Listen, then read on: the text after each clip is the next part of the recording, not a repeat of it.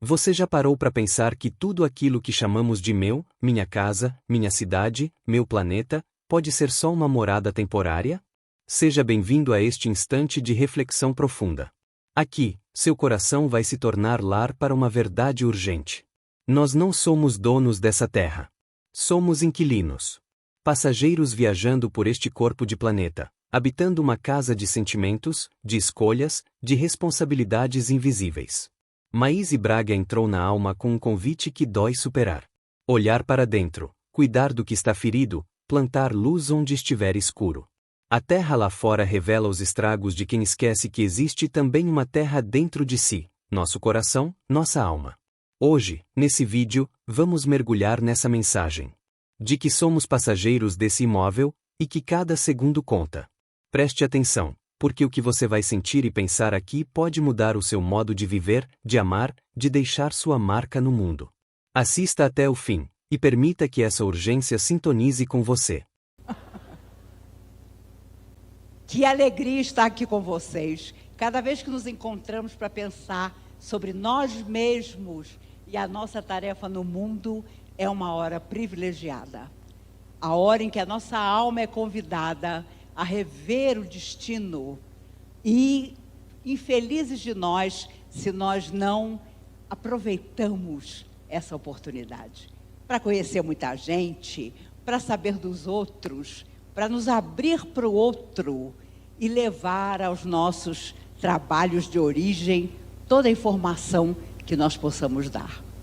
Mas o tema que me coube é terrível, porque diz: terra, nós não somos donos desse imóvel. Mas quando eu li, eu pensei, não somos donos, mas somos inquilinos. Inquilinos tão frequentes que mal dá tempo de desencarnar e voltar.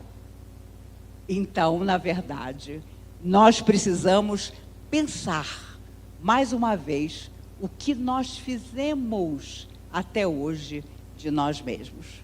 Mesmo que tenhamos chegado na doutrina espírita aparentemente tarde, nós precisamos fazer valer cada segundo do conhecimento que passamos a ter e de tudo que nós podemos realizar. Houve uma escritora muito famosa e considerada, que vocês devem conhecer, chamada Virginia Woolf. Ela tinha uma depressão que nada conseguia vencer. Ela teve vários relacionamentos e um dia encontrou um homem que preencheu o seu desejo de encontrar um companheiro. E ele era um companheiro de verdade, que se preocupava com ela, com as suas tristezas, e fizeram uma viagem juntos, ela aparentando estar muito melhor dos seus conflitos. Voltaram para casa e um dia ele disse: eu vou precisar fazer uma pequena viagem de um dia só. Ela disse: vá com Deus, não se preocupe comigo. Eu vou ficar aqui, estou bem, depois quando você voltar, conversamos. Ele viajou. Ela, que havia tentado convencê-lo de que ela estava realmente muito bem, pegou um roupão, vestiu, encheu os bolsos do roupão de pedras, foi até o fundo da sua casa, entrou no rio e desapareceu. Ela deixou uma carta dizendo o quanto ele tinha sido importante para ela, mas o quanto ela não conseguia vencer aquela tristeza, que na época não se chamava depressão, que nada fazia desaparecer. Muitos de nós que chegamos à doutrina espírita um dia, carregávamos essa mesma tristeza. E às vezes nós temos tanta preocupação de chegarmos às ONGs, de nos colocarmos em grupos de trabalho no bem, mas nos esquecemos de uma terra que é maior que o nosso planeta, que é a que está dentro de nós. O nosso coração. Aquilo que tantas vezes nós traímos, enganamos e passamos por grandes dificuldades quando não conseguirmos ser sinceros nos nossos sentimentos. É importante demais que conhecimento da doutrina espírita nos faça ser mais do que ecológicos, nos faça ser realmente solidários com todas as situações difíceis que nós podemos modificar. Eu já conheci muita gente nesses 51 anos de espiritismo que eu tenho, e eu posso falar porque, infelizmente ou felizmente, meus compromissos são grandes, então eu sempre fui chamada às tarefas. Não adianta você fugir. E a verdade é que eu percebo que as pessoas são muito espiritualizadas em certas ocasiões, mas para outras coisas não. Conheci muito espírita preconceituoso. Aliás, existem até hoje espíritas racistas, o que eu não consigo entender de jeito nenhum. Como que você, sabendo que a reencarnação existe, pode ter qualquer tipo de preconceito? Como? Se nós mudamos de corpo, quantas vezes forem necessárias para o nosso processo evolutivo. E a verdade é que passam-se os séculos e as dificuldades do homem são sempre as mesmas. O aceitar o outro, o olhar o outro, porque até olhar o outro nós deixamos de conseguir. Eu me recordo quando a pandemia começou, eu disse à minha filha, quando isso acabar, nós todos seremos muito melhores. Ela, que é psicóloga clínica, disse, mãe, não se iluda. Não vai haver essa melhora que você está pensando. E realmente não houve, porque a confusão foi geral. Teve mãe que descobriu que o filho não era tão brilhante quanto ela achava, porque ela foi olhar os deveres de casa do filho.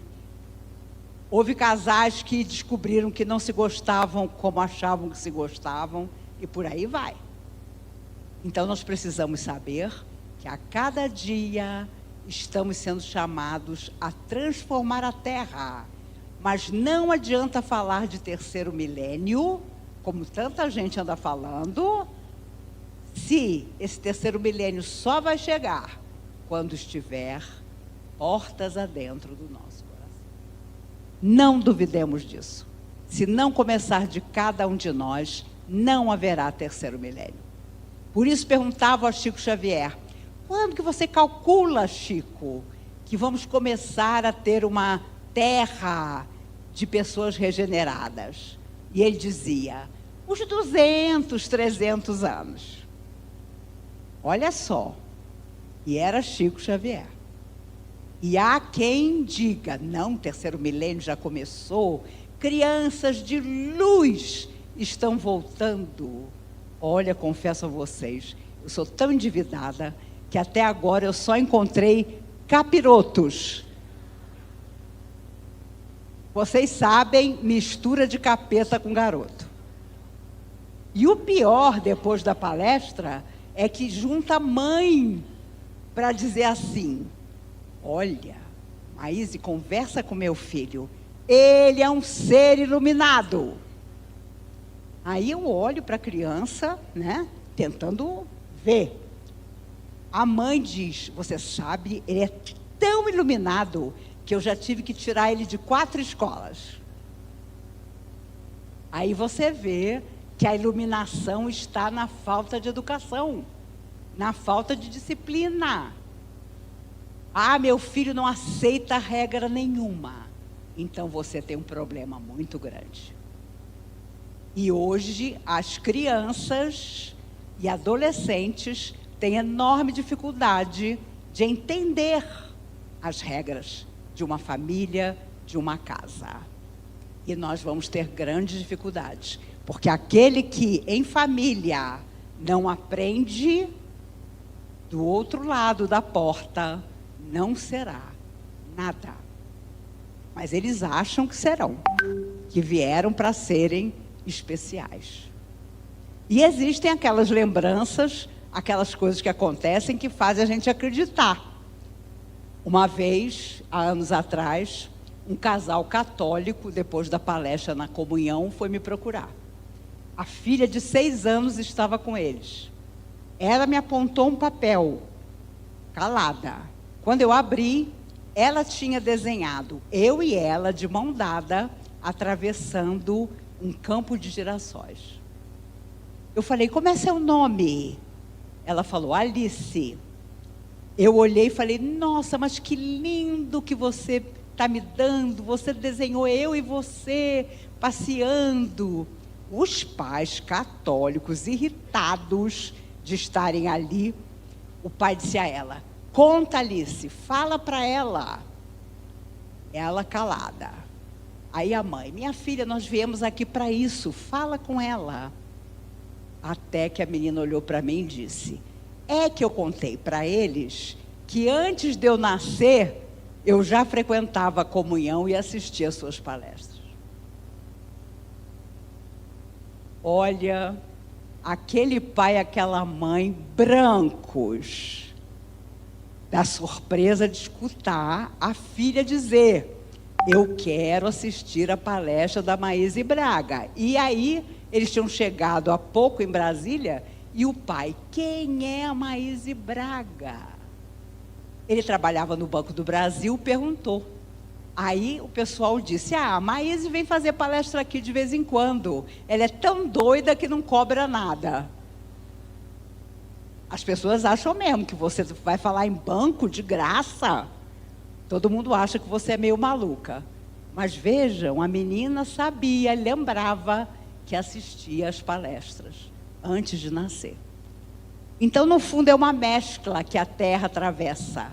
Uma mescla de almas criminosas, que também reencarnam, de almas médias e de alguns espíritos preparados, não diria iluminados, que estão vindo ou já vieram para nos apontar caminhos.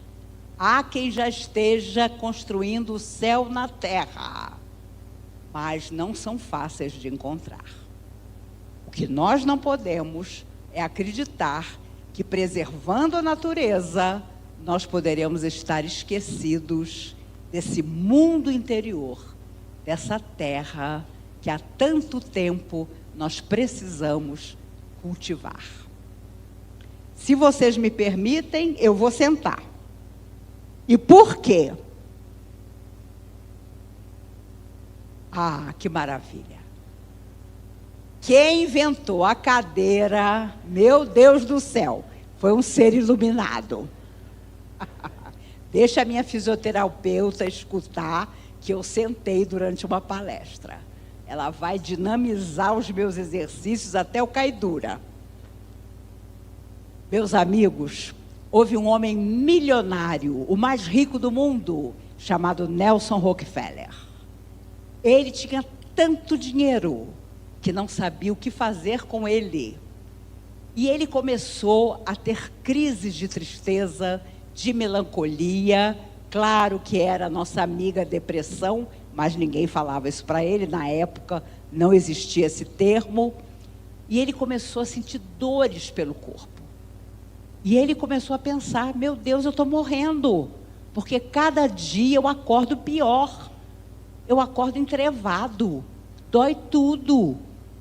E ele, pensando sinceramente, com aquele dinheiro todo que o tornava o homem mais poderoso do mundo, teve uma ideia. Eu tenho que fazer alguma coisa com parte do meu dinheiro. E resolveu, ele que também tinha sido uma pessoa que tinha visto muita necessidade, resolveu criar uma fundação, a Fundação Rockefeller. E prometeu bolsas de estudo a todos aqueles que quisessem estudar. Ele fez um esquema com seus assessores e criou-se, então, um prêmio e um dinheiro que possibilitou a muita gente estudar. Mas havia um acordo, havia uma condição.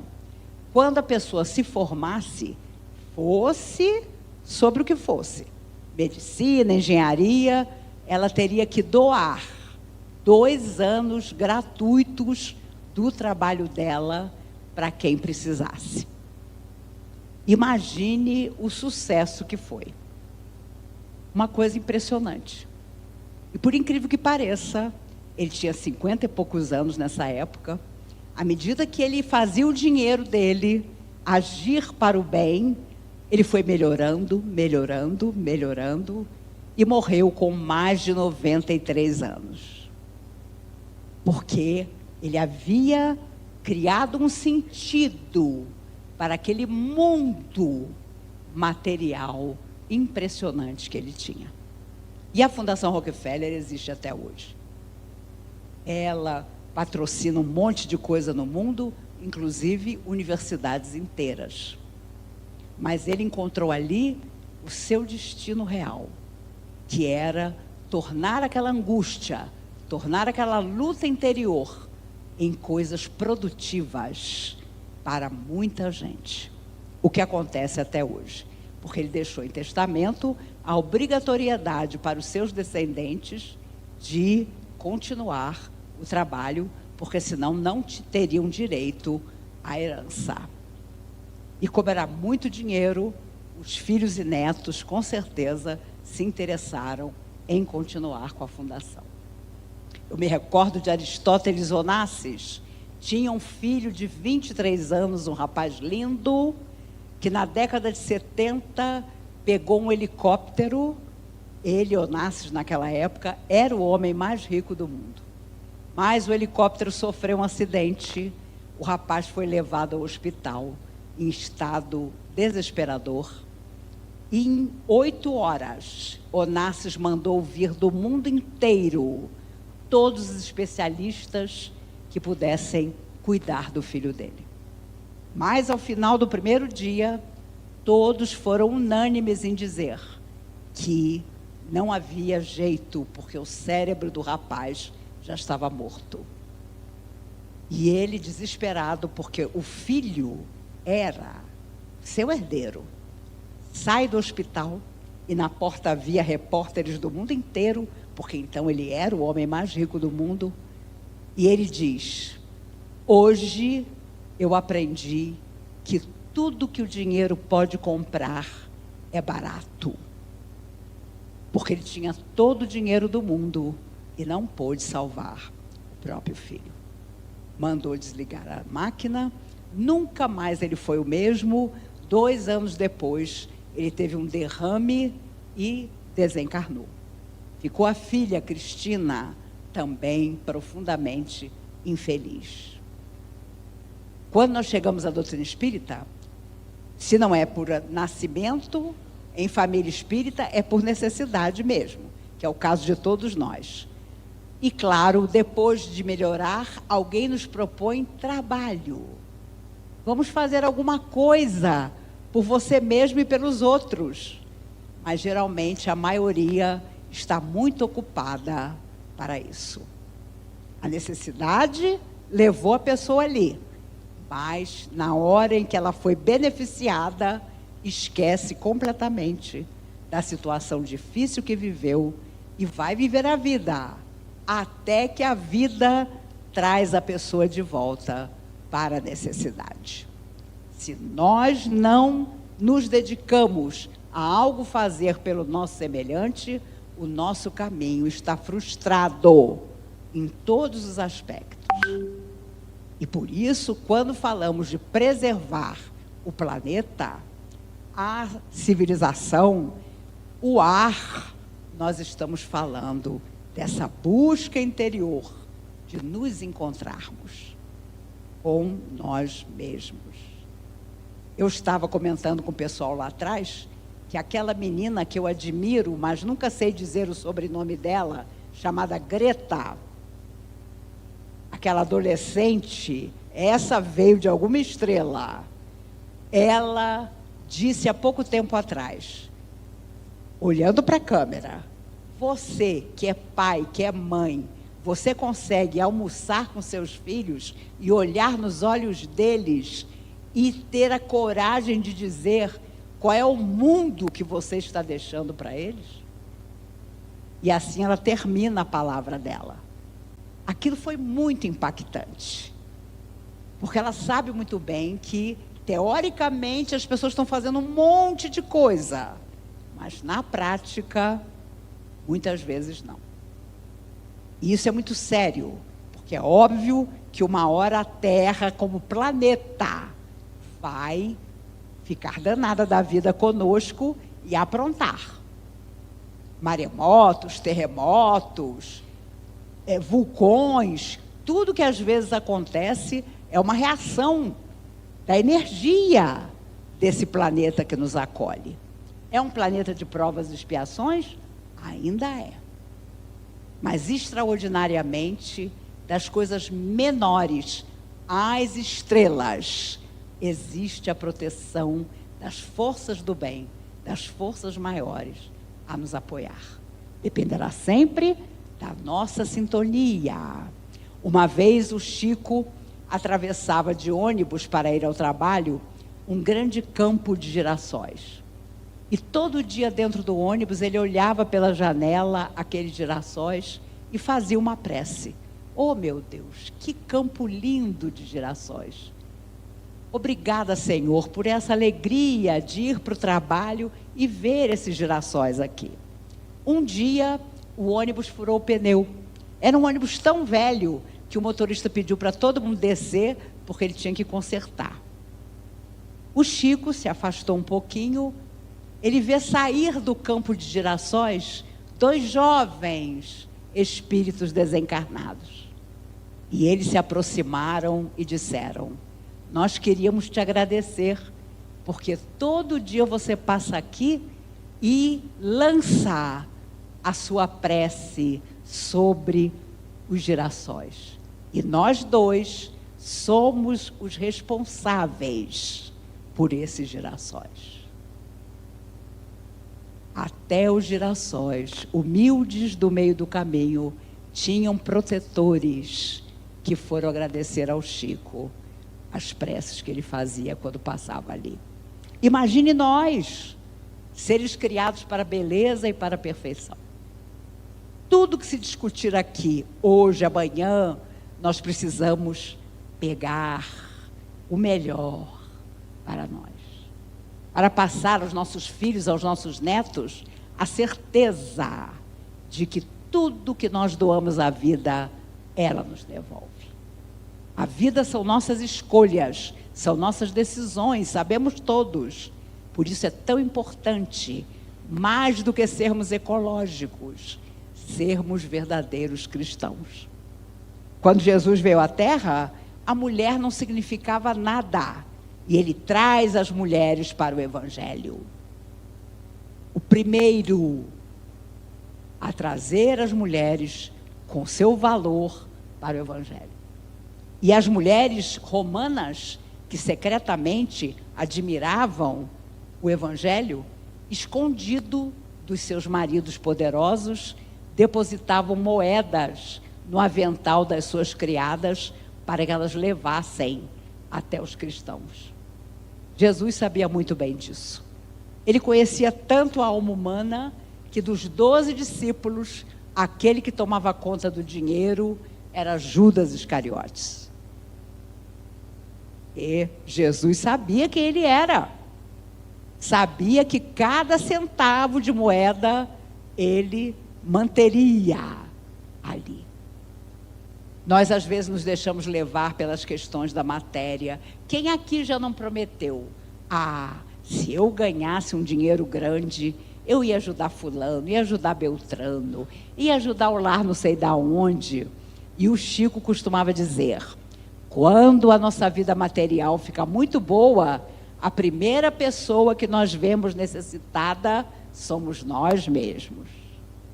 Eu preciso de um carro zero, eu preciso de uma mansão, eu preciso de roupas maravilhosas, e por aí vai. O Chico, que conhecia muito bem a alma humana, costumava dizer isso.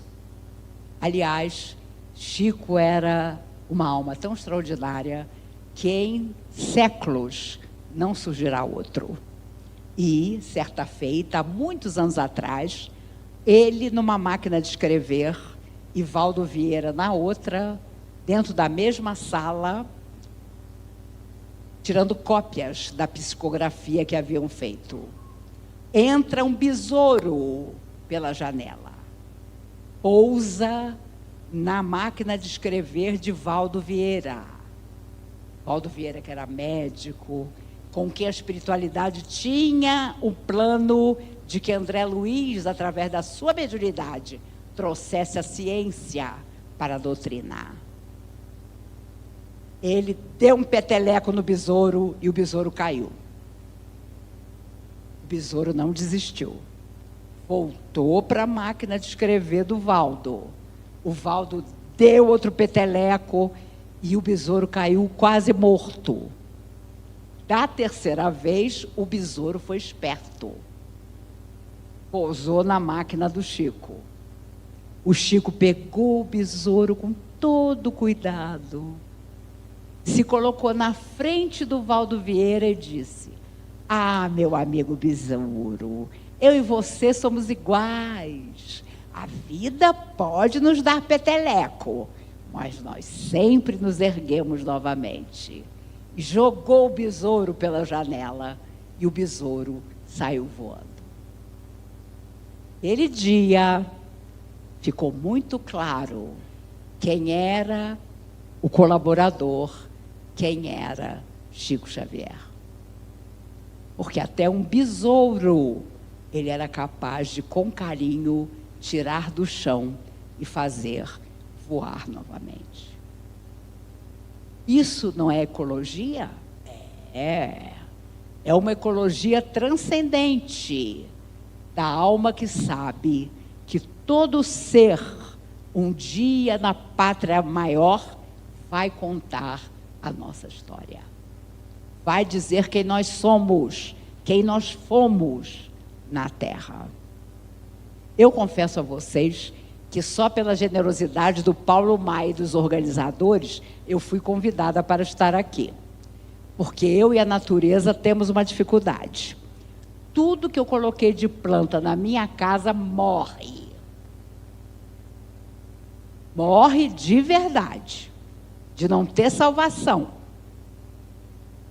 E quando eu vou à natureza, na minha época de mocidade, o pessoal adorava ir para chácara, ir para sítio. Gente, passava 1 hora, me dava uma angústia, uma vontade de sair correndo, que eu era prejudicial para o ambiente.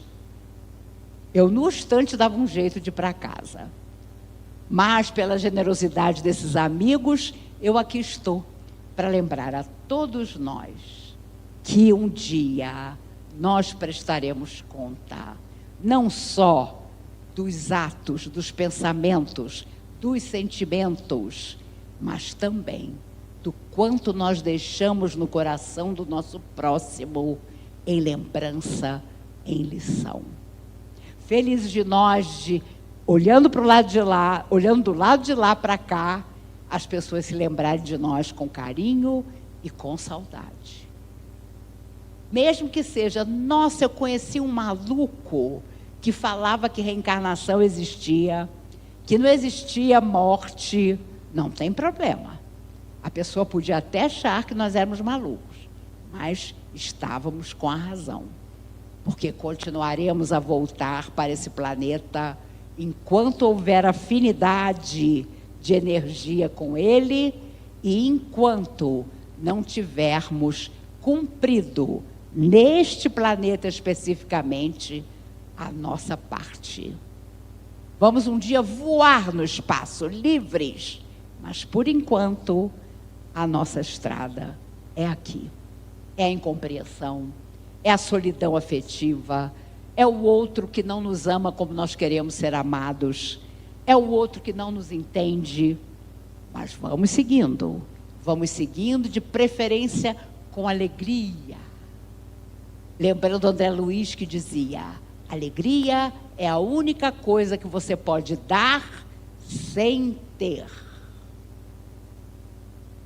Sem ter. Quando Chico era muito jovem, ele e José, seu irmão, tiveram um amigo muito doente. E Emmanuel disse, olha, aqui fora de Pedro Leopoldo tem uma gruta onde vocês vão achar uma planta. Vocês trazem, façam um chá que ele vai ficar bom. Lá foram os dois. E levaram o Lorde, que era um cachorro vira-lata, que foi uma das paixões do Chico. Foram os três, seguindo o caminho. A gruta ficava fora da cidade. No meio do caminho, o Chico e o José Xavier, irmão dele, eram pouco experientes, começaram a falar dos outros. E fulano? Ah, fulano é muito vaidoso. Ah, também acho. E Beltrano? Ah, Beltrano é muito chato. E assim foram. Quando estavam quase chegando na gruta, Emmanuel aparece e diz, cuidado. Às vezes formulamos pensamentos e atitudes e opiniões sobre determinadas pessoas e temos surpresas. Desapareceu Emmanuel, os dois chegaram na gruta, só um pedacinho de vela. Chico acendeu, no meio do caminho a vela apagou e os três no escuro, os dois e o Lorde. Acharam a planta, mas como voltar? Eles não conheciam o caminho para sair da gruta. E aí começou a dar um pavor. José disse ao Chico, Chico, pelo amor de Deus, chama os seus amigos, diz a eles para aparecerem e tirarem a gente daqui. Emmanuel aparece tranquilo e disse, soltem o Lorde. De vocês, o único que conhece a saída é o cachorro. O cachorro que não tem o raciocínio de vocês. O cachorro que aparentemente não tem os sentimentos de vocês. O cachorro que é considerado inferior é que vai tirar vocês daqui. E num segundo, o Lorde saiu correndo e encontrou a saída. O Chico contava essa história para nos lembrar que quantas vezes na vida formulamos críticas ou opiniões desairosas aos outros, esquecidos que muitas vezes virá do outro que nós estamos criticando a solução para nós na nossa hora mais difícil. Já comentei com vocês, tinha um gato que era o terror da rua do Chico. Enfrentava cachorro, enfrentava o que fosse. Enfrentava os outros gatos, então nem se fala. Um dia alguém envenenou o gato. E alguém correu e disse, Chico, aquele gato da rua está morrendo envenenado no seu jardim. O Chico não podia ver ninguém sofrendo. Foi até lá, pegou o gato e começou a conversar com ele. O que aconteceu com o senhor? E o gato, desesperado, já morrendo com veneno. Chico disse, bom, eu vou pedir aos espíritos para ajudar você, mas nós vamos fazer um trato. Se você ficar bom, nunca mais você vai perseguir bicho nenhum aqui na rua. E o gato, se matando de dor, ele virou o gato de cabeça para baixo, passou a mão no corpo do gato todo, o gato botou tudo para fora e viveu mais 10 anos, sem desgrudar do Chico em tempo algum. Porque o acordo estava firmado. Ele nunca mais perseguiu o gato, cachorro, passarinho, nada.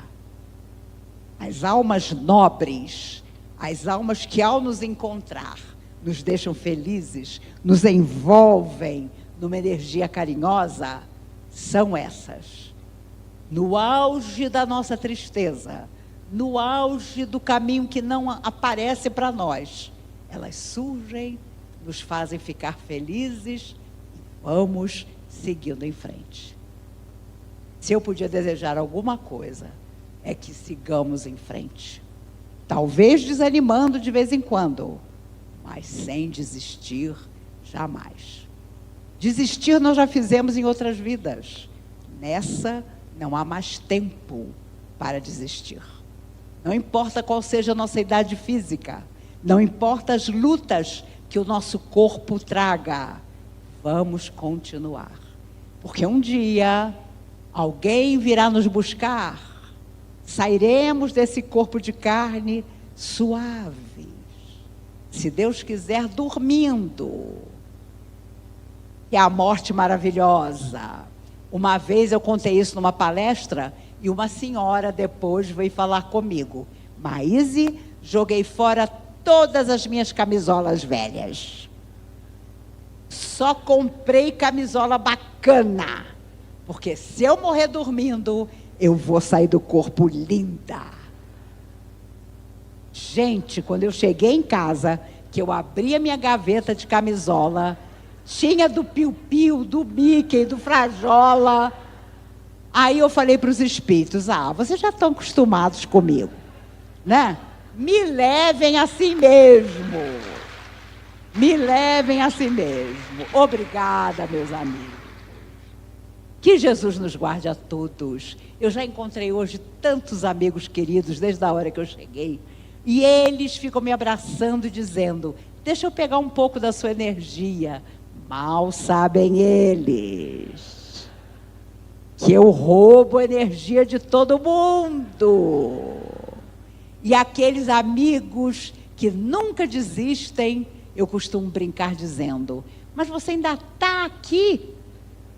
Você ainda é espírita, criatura. Você não achou nada melhor para fazer na sua vida? E olha, eu quero pedir uma coisa a vocês. Quando nós nos encontrarmos na verdadeira vida, se vocês me pegarem dizendo que eu venho espírita de novo, vocês me segurem pelo braço e digam para os meus mentores: ela ainda não descansou o suficiente. Ela não está no estado dela normal.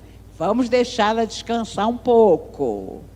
Porque a verdade, meus amigos, é que um dia nós seremos mais do que espíritas.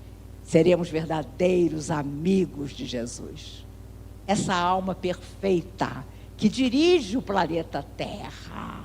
E embora as guerras, as loucuras, os malucos que estão dominando tantos países, Jesus é essa alma que nos abraça, que no último tem a solução para as nossas vidas e terá para o nosso planeta também. Ele que afirmou, inesquecível: a cada um segundo suas obras. Pensemos nisso. Amanhã, em algum lugar, nos perguntarão o que foi que nós fizemos. E nós só tenhamos coisas felizes, privilegiadas para contar. Porque amar Jesus, amar o trabalho que a vida nos apontou, é um privilégio. Quando tantas pessoas vivem tormentos, pesadelos diários, dariam tudo para estar aqui nessa tarde conversando conosco.